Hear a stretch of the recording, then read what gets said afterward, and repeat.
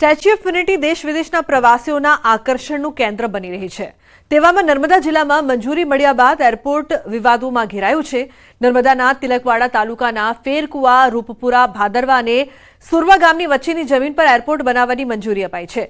આ એરપોર્ટના કારણે પૂર્વજો તરફથી મળેલી ખેતીની જમીન એરપોર્ટ ફાળવણીમાં જવાના કારણે અહીંના લોકો એરપોર્ટનો વિરોધ કરી રહ્યા છે। આ તમામ ગામના લોકોએ સભા બોલાવી એરપોર્ટ માટે જમીન સંપાદન ન કરવા અંગે પણ ઠરાવ પસાર કર્યો છે। જિલ્લામાં એક તરફ સરકારે નક્કી કરેલ સ્થળ પર એરપોર્ટ બનાવવાનો ગામના લોકોએ વિરોધ કર્યો તો બીજી તરફ રાજપીપળાના વેપારીઓ રાજપીપળામાં એરપોર્ટ બનાવવાની માંગ કરી રહ્યા છે। રાજપીપળાના વેપારીઓએ કલેક્ટરને આવેદનપત્ર આપી રાજપીપળા શહેરમાં એરપોર્ટ બનાવવાની માંગ કરી છે। એરપોર્ટની કોઈ જરૂર નથી। અમે નાના માણસ છે, ગાડી ઘોડામાં ફરતા માણસો છે, એટલે અમારે કોઈ એરપોર્ટની જરૂર નથી। એરપોર્ટ બનશે તો અમારી જમીન વિહોણા અમે થઈ જશું। આ જમીન સંપાદન નહીં થવા દેવા માટે પાયાની આજની જે લડત છે તે હાઈકોર્ટ સુધી અમારી બનતે। અમે સરકાર સામે કંઈ કોઈ બાયો ચડાવવા માંગતા નથી। સરકારને એક વિનંતી કરવામાં આવે છે કે આ જમીન અમારી કિંમતી છે અને બીજે ગમે ત્યાં પસંદ કરી લો અને અમને આ રવા દો। એક બાજુ જ્યાં ભાદરવા કને જમીન સંપાદન કરેલ છે તે ત્યાંના લોકો વિરોધ કરી રહ્યા છે, તે અહીંના વેપારીઓ એરપોર્ટની માંગણી કરી રહ્યા છે। તો સરકારશ્રીને અમારે એ વાત પહોંચાડી છે કે રાજપીપળામાં જગ્યા છે, તમારો ખર્ચો પણ ઓછો થશે, તો રાજપીપળામાં એરપોર્ટ લાવો। સ્ટેચ્યુ ઓફ યુનિટી આવ્યા બાદ સ્ટેચ્યુ ઓફ યુનિટી પર આવતા પ્રવાસીઓ માટે અનેક સુવિધાઓ કરવામાં આવે છે, પરંતુ વાત કરી રહ્યા છે નર્મદા જિલ્લાના સ્ટેચ્યુ ઓફ યુનિટી આવ્યા બાદ એરોડ્રામની। જે એરોડ્રામ છે રાજપીપળા શહેરમાં પહેલાં એરટ્રીપ મંજૂર કરવામાં આવી અને જેની ગ્રાન્ટ પણ આવી ચૂકી હતી।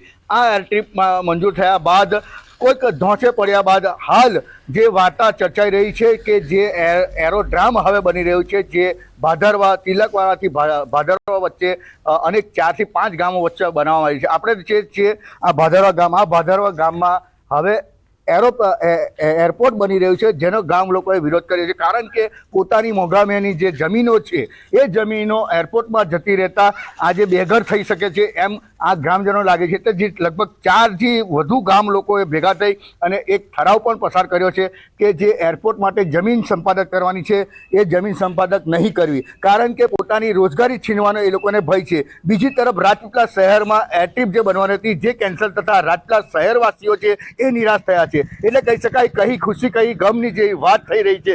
એક તરફ રાજપીપળાનો એરપોર્ટ જે એરટ્રીપ કેન્સલ થાય છે તો બીજી તરફ એરપોર્ટ જે બનવા જઈ રહ્યું છે જેને લોકો વિરોધ કર્યા છે। હવે જોવું એ રહ્યું કે આવનારા દિવસોમાં આ એરપોર્ટ ક્યાં બને છે। દીપક પટેલ, ન્યૂઝ 18 ગુજરાતી, નર્મદા।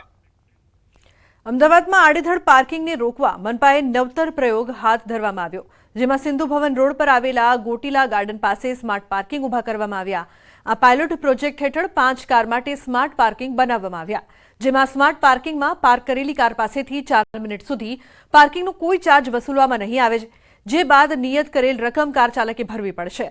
4 મિનિટ બાદ પાર્ક કરેલ કાર ઓટોમેટિક લોક થઈ જશે અને જે તે કાર ચાલકે સ્કેન કરીને પેમેન્ટ કર્યા બાદ જ પાર્ક કરેલી કાર કાઢી શકાશે।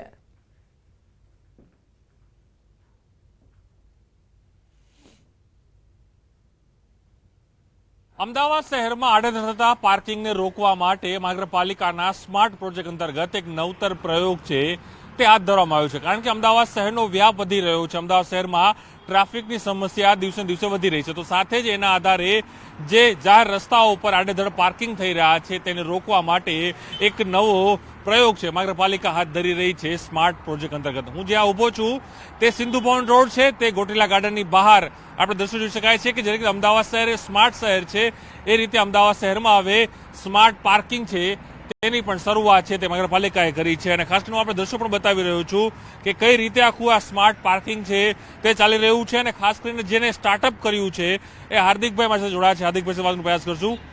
હાર્દિકભાઈ, આપનું એક નવું સ્ટાર્ટઅપ છે સ્માર્ટ પાર્કિંગ।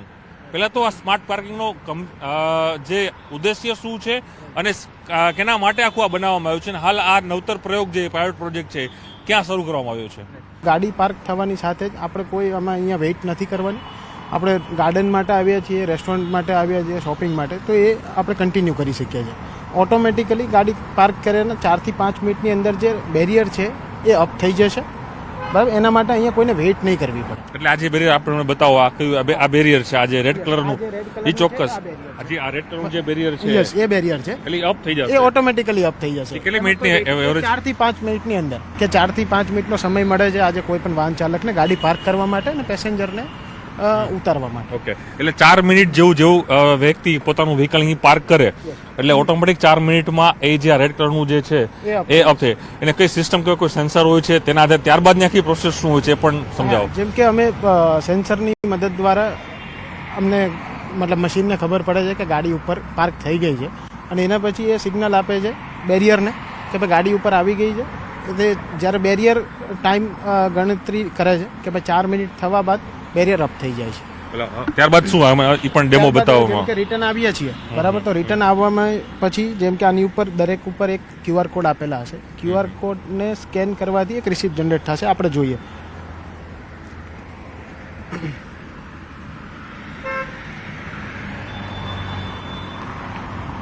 જો આ જી, ચોક્કસ, રીતની હા. એક રિસિપ્ટ જનરેટ થતી હોય છે કે કયો પાર્કિંગ સ્લોટ છે અચ્છા, બરાબર, પાર્કિંગ ઝોન કયો છે, કયા એડ્રેસ પર ગાડી પાર્ક કરેલી છે આપણે, કેટલા વાગે આપણે ગાડી પાર્ક કરી છે અને હવે આપણે નીકળવું છે અને સ્કેન કર્યું છે તો કેટલા વાગે સુધી તમે ગાડી પાર્ક કરી છે. ઓકે. હાલ માટે પાર્કિંગ ફ્રી હોવાના કારણે નીચે અનલોક બટનનો ઓપ્શન આપ્યો છે. જેવું આપણે અનલોક બટન ક્લિક કરીએ છીએ એની સાથે જ એ બેરિયર ડાઉન થઈ જાય છે. તો અમદાવાદના ખોખરામાં પ્રદૂષિત પાણીના કારણે અનેક લોકો બીમાર પડી રહ્યા હોવાની ઘટના સામે આવી છે. ખોખરામાં હાઉસિંગ સર્વોદય નગરમાં પ્રદૂષિત પાણીના લીધે અનેક લોકો બીમાર પડી રહ્યા છે. છેલ્લા ઘણા સમયથી પીવાના પાણીમાં પણ ગટર જેવી વાસવાળું પાણી આવતું હોવાથી ઘરે ઘરે લોકોને ઝાડા ઉલટીના કેસમાં વધારો થયો છે. 1200 મકાનમાં પીવાનું પાણી અને ગટરનું પાણી મિક્સ આવતા સ્થાનિકો પરેશાન. સ્થાનિકોએ કોર્પોરેશન પાસે પીવા માટે ચોખ્ખું પાણી મળે તેવી માંગ કરી છે.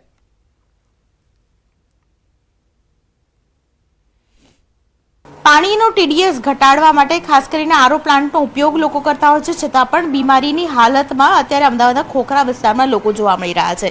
એક પરિવાર સાથે હું અત્યારે છું અને જે પરિવાર છે તેમાં બેન છે, છેલ્લા ઘણા સમયથી બીમાર છે અને જેની પાછળનું કારણ પાણી છે. શું કહેશો બેન, કેટલા સમયથી બીમાર છે, શું થયું છે તેમને? 2 દિવસથી છે અને એક જ દિવસમાં 22 થી 25 વખત એને જવાનું થયું. 2 દવાખાના અમે બદલ્યા પ્રાઇવેટમાં, એની દવાઓ કરાવી. આરોનું પાણી પીવાથી પણ એને થઈ ગયું છે. એટલે આરોનું પાણી પણ એને એટલું બધું નુકસાન કરે છે. એટલે આપણે પાણી કઈ રીતનું પીવું, શું પીવું કે ખબર જ નથી પડતી. પાણીમાં શું થાય છે? સ્મેલ આવે છે, બહુ જ વાસ મારે છે, ગંદી ગટરને જ વાસ મારે છે. આપણે પી જ ના શકીએ, મોઢામાં નાખવું આપણે ના ગમે, એટલું ગંદુ વાસ. કેટલા લોકો છો આ પરેશાનીથી? અમે 7 જણા છીએ ઘરમાં. પાણી તો એ વસ્તુ છે જીવન જરૂરિયાતની. એટલે તમે કપડાં ધોવા હોય કે પાણી પીવું હોય કે રાંધવું હોય, પાવડર સારામાં વાપરીએ છીએ ને તો બહાર કપડા નીકળે તો કપડામાં બી ગટરની વાસ આવે છે. બોલો, રસોઈ બનાવી હોય તો પણ પછી હા તોય વાસ મારે અને કપડામાં બી ગંદી વાસ આવે છે. સોલ્યુશન શું લાવો છો? પાણી ક્યાંથી લાવો છો? કશું જ નહીં, અત્યારે જે ચાલે છે એ જ ચલાવીએ છીએ પાણી. જે આવે ઓપ્શન જ નથી. બીજું કોઈ ઓપ્શન જ નથી. અમે બહારથી પાણી મગાવીએ તો એક દિવસ મગાવીએ પછી બીજે દી શું કરવાનું, એટલે સોલ્યુશન તો આવે જ નહીં ને એમ. હવે એક વખત સારું પાણી આવે તો અમે ટાંકો સાફ કરીને પછી અમે બહારનું પાણી મગાવીએ. શું માંગ છે તમારી કોર્પોરેશન પાસેથી? બસ આ પાણીની સારું કરી નાખે તો જ બધાનો ઉપયોગ થશે. બીજું તો કંઈ છે જ નહીં, આનો રસ્તો જ હવે એમ. બિલકુલ, તો તમામ લોકો છે તે માંગ કરી રહ્યા છે કે હવે કોર્પોરેશન સોલ્યુશન આપી શકશે. ક્યારે આપશે તે તો સમય બતાવશે, પરંતુ હાલની પરિસ્થિતિની અંદર લોકોની જે તબિયત છે તે કથળી રહી છે અને તેને કારણે ખાસ કરીને અનેક લોકો છે, અનેક પરિવારો છે તેમાં બીમારીનું ઘર કરી ગયું છે. ખાસ કરીને પાણીને કારણે તમામ લોકો પરેશાન છે. કેમેરા પર્સન પંકજ મકવાણા સાથે દીપિકા ખુમાણ, ન્યૂઝ 18 ગુજરાતી, અમદાવાદ. સુરત મહાનગરપાલિકાની ઘોર બેદરકારી